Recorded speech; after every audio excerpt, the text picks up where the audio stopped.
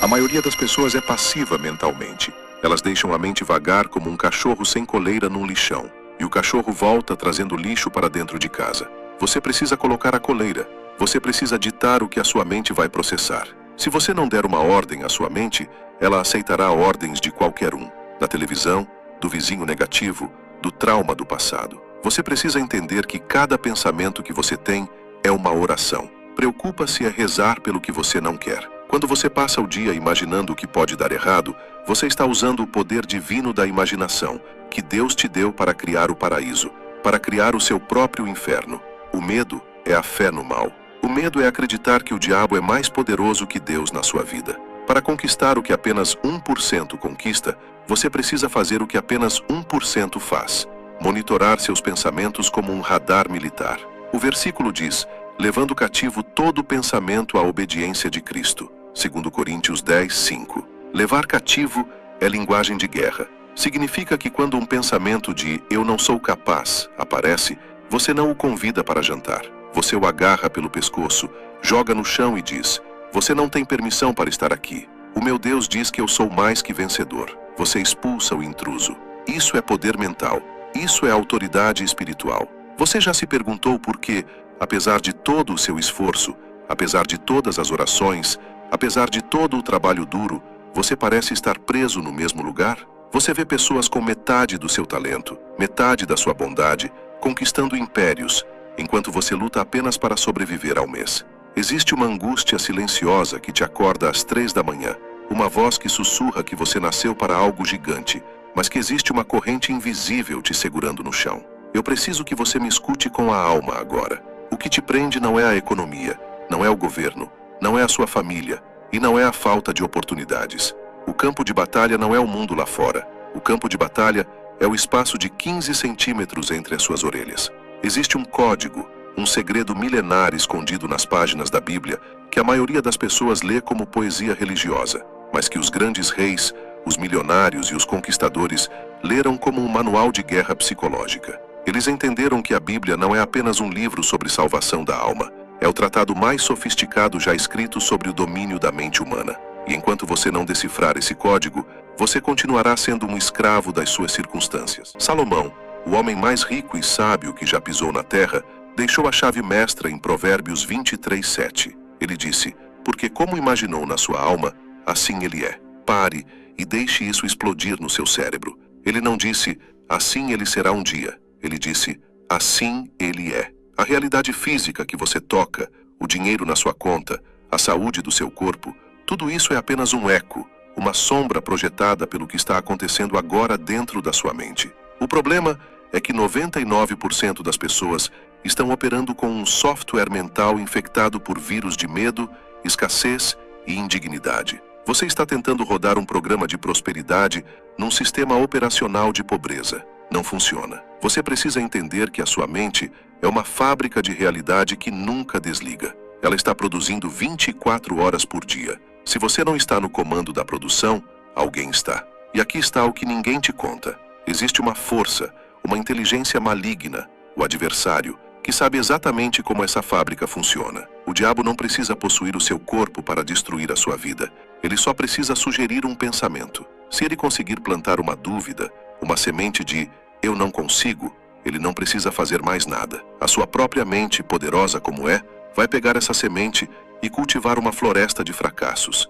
É por isso que em Provérbios 4, 23, está escrito a ordem mais urgente de toda a Escritura. Sobre tudo o que se deve guardar, guarda o teu coração, porque dele procedem as fontes da vida. Na cultura hebraica, coração não era apenas o órgão que bombeia sangue, nem apenas o centro das emoções.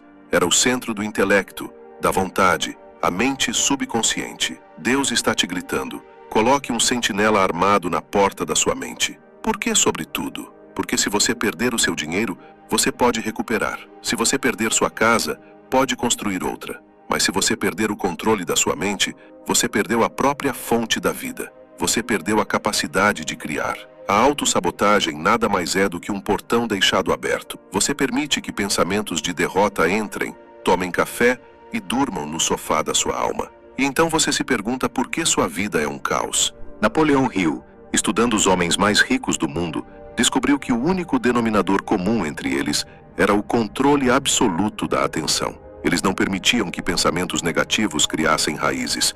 Eles tinham o que a Bíblia chama de mente de Cristo, uma mente governada pelo propósito, não pelo instinto. O sistema, a mídia, as notícias ruins, a mediocridade ao seu redor, tudo isso é uma forma, um molde de gesso tentando te endurecer numa postura de derrota. Quebre o molde. A renovação da mente é o ato diário, violento e intencional de arrancar as ervas daninhas do medo e plantar as sementes da fé agressiva. O diabo tenta controlar seus desejos carnais, a preguiça, a luxúria, a gula, a procrastinação, porque ele sabe que se você for dominado pela carne, sua mente espiritual fica muda. A carne quer prazer imediato, o espírito quer legado eterno. A carne quer dormir mais 5 minutos, o espírito quer levantar e conquistar o dia. Quem está ganhando essa briga na sua vida hoje? Você precisa compreender a mecânica exata de como a sua realidade é forjada. Caso contrário, continuará sendo uma vítima do acaso.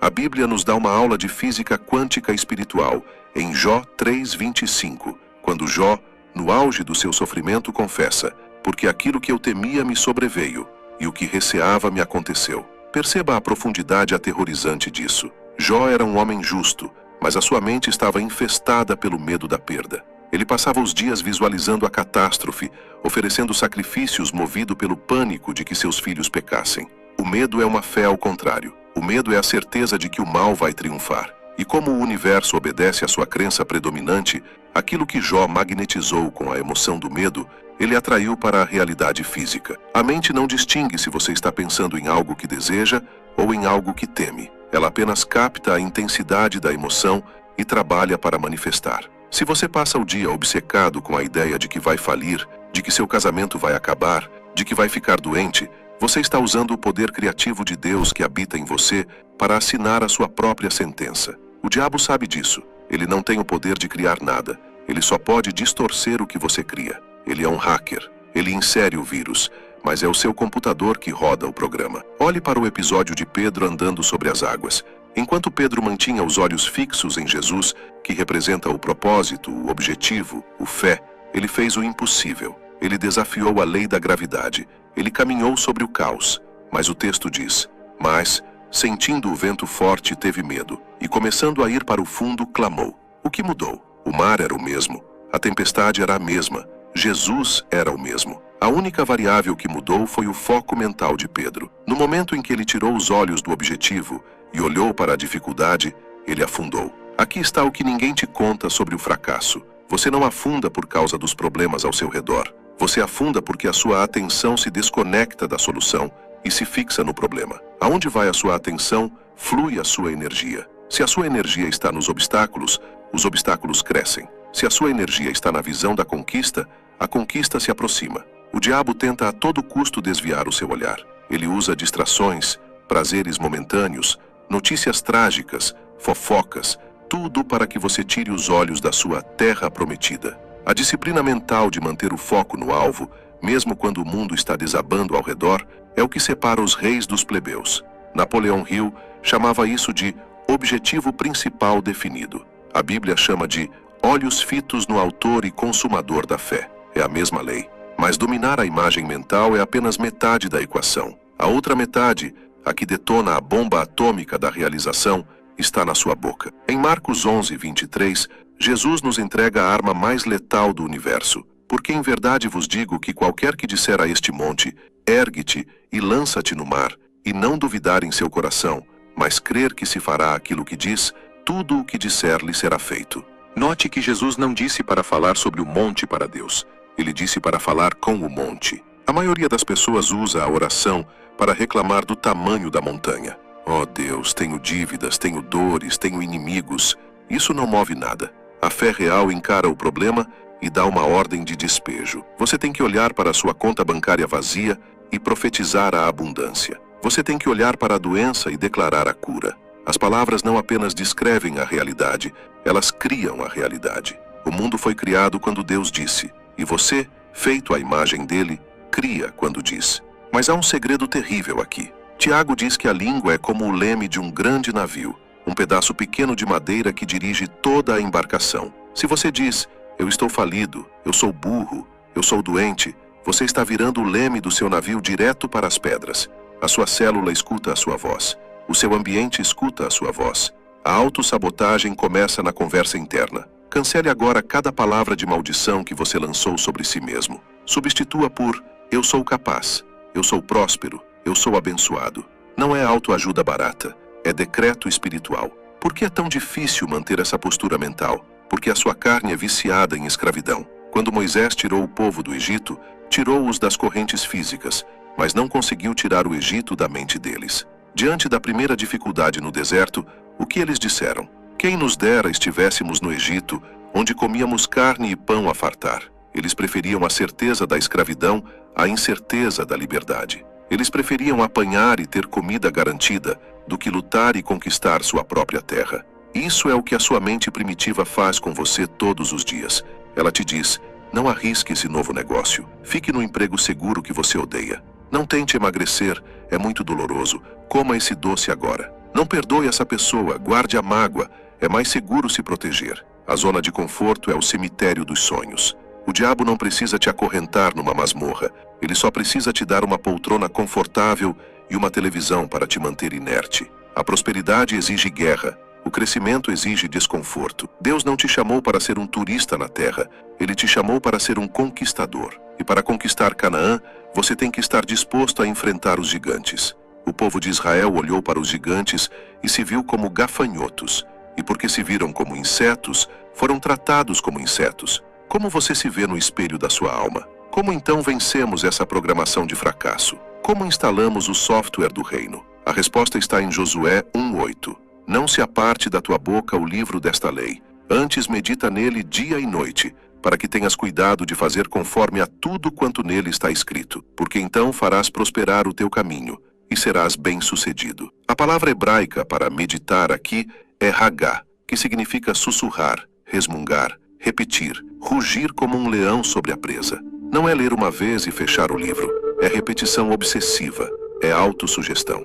Napoleão Hill descobriu que o subconsciente só aceita ordens que são dadas com emoção e repetição. Deus nos ensinou isso milênios antes. Você precisa pegar as promessas de vitória e repeti-las para si mesmo dia e noite, até que elas desçam da sua cabeça para o seu coração. Você precisa lavar o seu cérebro. Sim, lavagem cerebral. Seu cérebro já está sujo com as mentiras do mundo. Ele precisa ser lavado com a verdade da palavra. Quando a verdade se torna uma convicção subconsciente, a sua ação se torna automática. Você para de procrastinar sem fazer esforço. Você para de sentir medo sem tentar. Porque a sua natureza mudou. Você se torna, de dentro para fora, uma máquina de vencer. Mas atenção, existe um último guardião, um último teste que separa os sonhadores dos realizadores.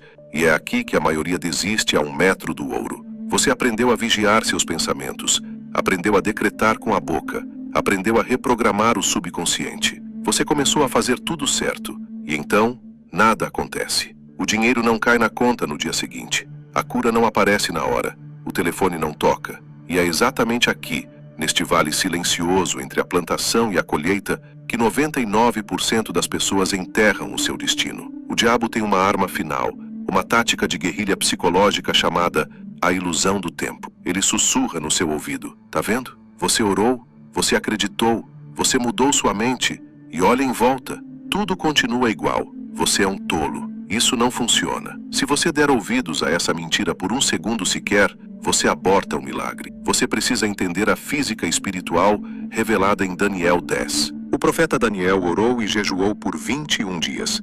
No 21º dia, o anjo apareceu e disse: Desde o primeiro dia em que aplicaste o teu coração a compreender, foram ouvidas as tuas palavras. Preste atenção. A resposta foi liberada no primeiro dia. Mas houve uma batalha nas regiões celestiais, uma resistência espiritual, o príncipe da Pérsia, que atrasou a manifestação física por 3 semanas. O que teria acontecido se Daniel tivesse desistido no 20º dia? A encomenda teria voltado para o remetente. O poder mental que conquista o impossível exige a capacidade de caminhar por fé, não por vista. Olhe para a muralha de Jericó. Deus deu uma estratégia absurda para Josué. Marchem ao redor da cidade em silêncio por 6 dias. Imagine a cena. Eles marchavam, olhavam para a muralha gigantesca de pedra e nada acontecia. Nem uma rachadura, nem uma pedrinha caindo. A mente lógica gritava: isso é ridículo, estamos perdendo tempo. O diabo gritava: vocês vão morrer aqui fora. Mas eles continuaram marchando. Porque o silêncio era obrigatório, para que eles não usassem a boca para reclamar, para que eles não contaminassem a atmosfera com dúvidas. Eles tiveram que dominar a mente e a língua diante da evidência contrária. No 7º dia, quando gritaram, a muralha ruiu. O segredo não foi o grito, foi a persistência de marchar quando nada parecia estar mudando. Você está marchando ao redor do seu sonho agora. Parece que a muralha financeira é intransponível. Parece que a muralha da solidão é eterna. Mas se você mantiver a disciplina mental, se você recusar a evidência dos seus olhos e confiar na promessa, a física espiritual garante: a muralha já caiu. Ela só está esperando o seu grito final de certeza. E aqui entramos no nível mais profundo, o segredo que Jesus usou para operar os maiores milagres e que Napoleon Hill identificou como a emoção da fé.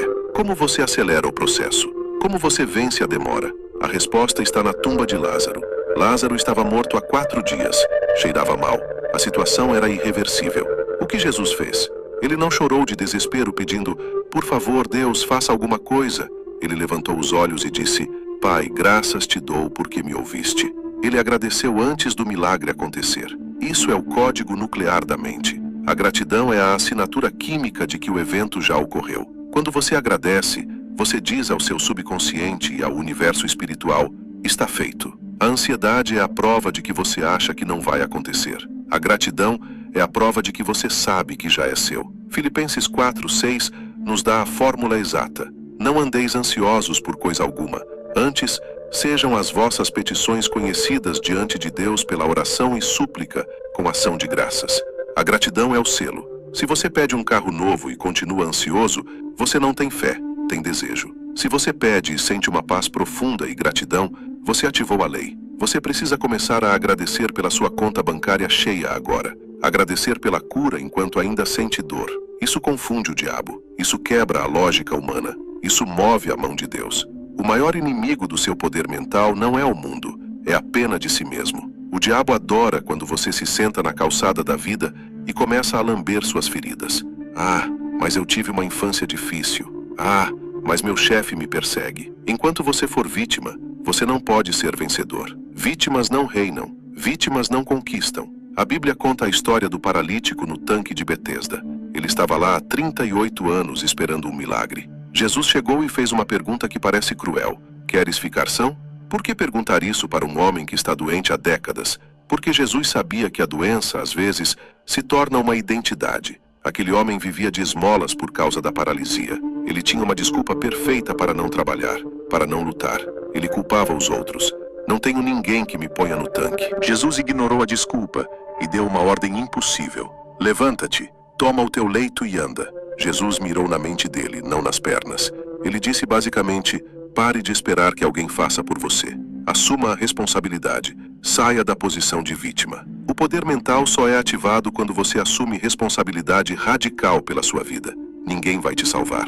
O Salvador já veio e ele te deu o poder. Agora, levante-se. Você precisa reconfigurar sua identidade. Quando Moisés perguntou o nome de Deus, ele disse: Eu sou. O nome de Deus é uma declaração de existência eterna. E toda vez que você usa as palavras Eu sou, você está usando o nome de Deus para criar a sua realidade. O que você coloca depois de Eu sou é a sua profecia. Se você diz Eu sou pobre, Eu sou azarado, Eu sou fraco, você está blasfemando contra o templo do Espírito Santo que é você.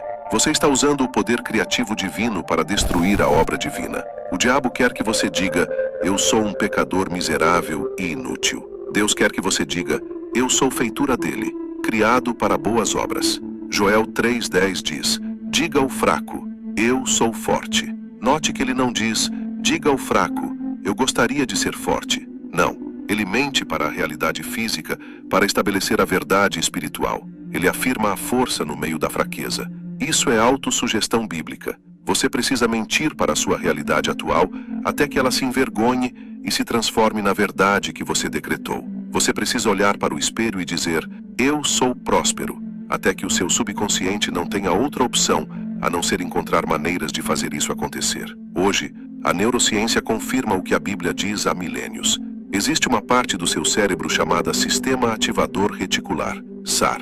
Ele é o filtro da sua realidade. Se você convence o seu SAR de que você é uma pessoa de sucesso, através da repetição e visualização, o seu cérebro começa a apagar as distrações e te mostrar apenas as oportunidades de sucesso que sempre estiveram lá, mas você não via. O mundo não muda. O que muda é o que você enxerga no mundo. O poder mental bíblico nada mais é do que alinhar a sua biologia com a teologia. É fazer o seu cérebro físico trabalhar a favor do seu espírito eterno. Mas atenção, existe um passo final. Um passo que exige coragem insana. Um passo que Pedro teve que dar para andar sobre as águas. Você pode visualizar, pode orar, pode decretar, mas se você não fizer isso, nada sai do lugar. Você pode visualizar até seu cérebro cansar. Você pode orar até sua voz falhar. Mas existe um princípio brutal em Tiago 2,17 que separa os fanáticos religiosos dos verdadeiros conquistadores. Assim também a fé, se não tiver as obras, é morta em si mesma. A fé morta é apenas uma ilusão mental. O passo final que Pedro deu para andar sobre as águas não foi um pensamento. Foi colocar o pé para fora do barco no meio da tempestade. Foi um risco físico. Foi colocar o pé para fora do barco no meio da tempestade. Foi um risco físico. Aqui está o segredo que a igreja moderna esqueceu de te ensinar. Deus não abençoa planos. Deus abençoa movimentos. Você está esperando Deus abrir o mar vermelho para você atravessar, mas a ordem divina geralmente é inversa. Ponham os pés na água, e então as águas se abrirão. Josué 3,13. Você precisa dar o primeiro passo no escuro. Você precisa lançar o projeto antes de ter todo o dinheiro. Você precisa marcar o casamento antes de ter a casa pronta. Por quê? Porque o movimento é a linguagem da confiança. Quando você se move sem garantias visíveis, você obriga o mundo espiritual a reagir. É a fé cinética. Enquanto você está parado esperando uma confirmação, você está na verdade dizendo a Deus: eu não confio o suficiente para arriscar. E Deus não investe em covardes. A dúvida paralisa, a fé corre. A Bíblia contém uma das advertências mais severas sobre a mentalidade de segurança na parábola dos talentos. O servo que recebeu um talento e o enterrou não fez isso por maldade. Ele fez por medo. Ele disse: tive medo e escondi o teu talento na terra. Ele foi cauteloso. Ele foi conservador. E qual foi a resposta do Senhor? Servo mau e negligente. Ser excessivamente cauteloso, ter medo de arriscar, na economia do reino, é considerado maldade. Por quê? Porque o medo de perder é um insulto à generosidade de Deus. Para conquistar o que 1% conquista, você precisa perder o medo de falhar. O fracasso é apenas um feedback. O servo que multiplicou os talentos teve que arriscar perdê-los no mercado para ganhar mais.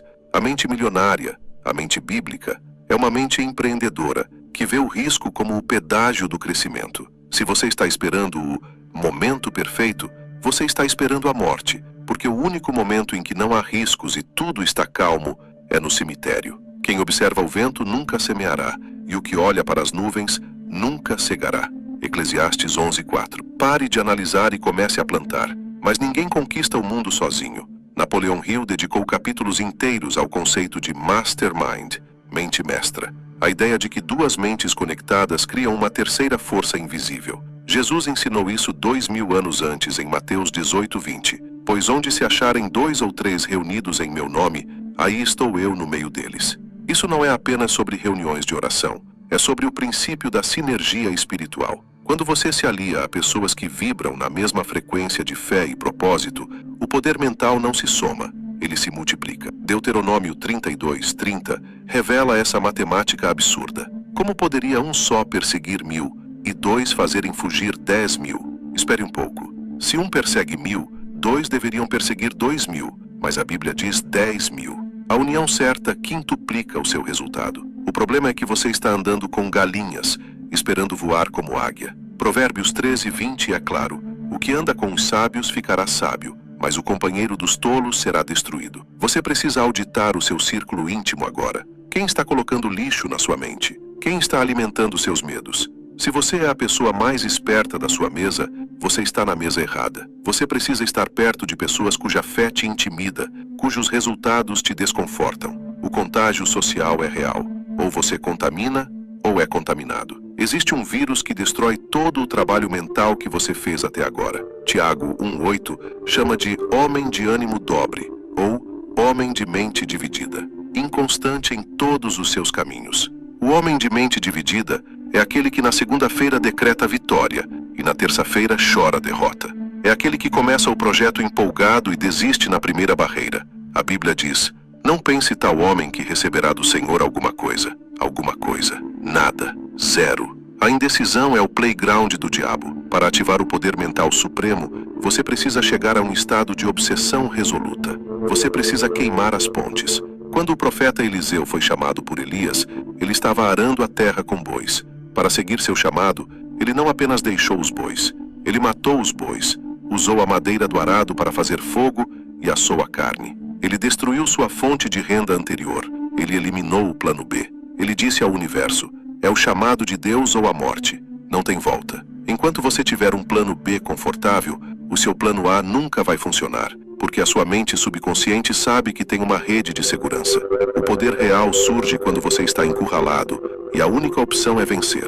Você quer o novo, quer a riqueza, quer a unção, mas está cheio do velho. A viúva em 2 Reis 4 precisava de um milagre financeiro. O profeta Eliseu disse: vai, pede para ti vasos emprestados, vasos vazios. O azeite, a prosperidade, o poder, só parou de fluir quando acabaram os vasos vazios. Deus não pode encher quem está cheio de si mesmo, cheio de orgulho, cheio de velhas opiniões, cheio de eu já sei. Você precisa se esvaziar. A palavra bíblica para isso é kenosis, um auto-esvaziamento voluntário para receber o poder divino. Você precisa desaprender o que o mundo te ensinou sobre dinheiro, sobre sucesso, sobre limites. Você precisa se tornar como uma criança, como Jesus disse. Uma criança não duvida. Uma criança não diz, é impossível.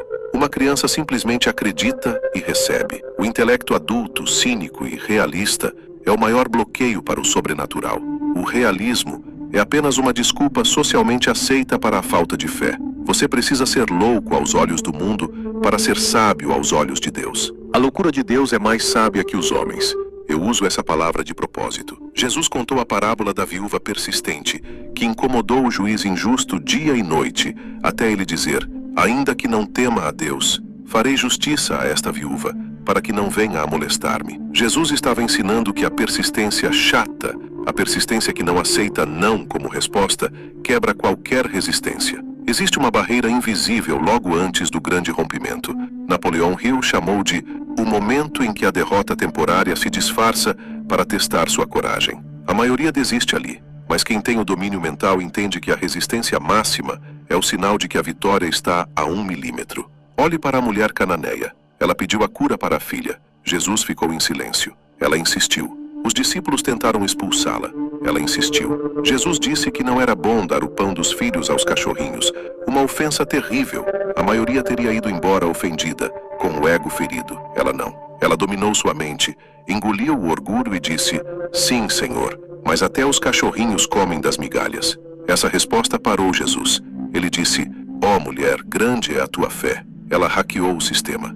Ela passou pelo teste da ofensa, pelo teste do silêncio, pelo teste da rejeição. Você está disposto a ser rejeitado e continuar crendo? Você está disposto a parecer ridículo e continuar marchando? Porque é aí, nesse lugar de humilhação e persistência inabalável, que o poder de Deus explode. Mas agora, você tem as ferramentas. Você tem a teoria. Você sabe o segredo. Falta apenas uma coisa. Falta a ativação final. Falta transformar todo esse conhecimento em uma experiência visceral que vai marcar a sua alma para sempre e dividir a sua vida em antes e depois deste vídeo. Prepare-se.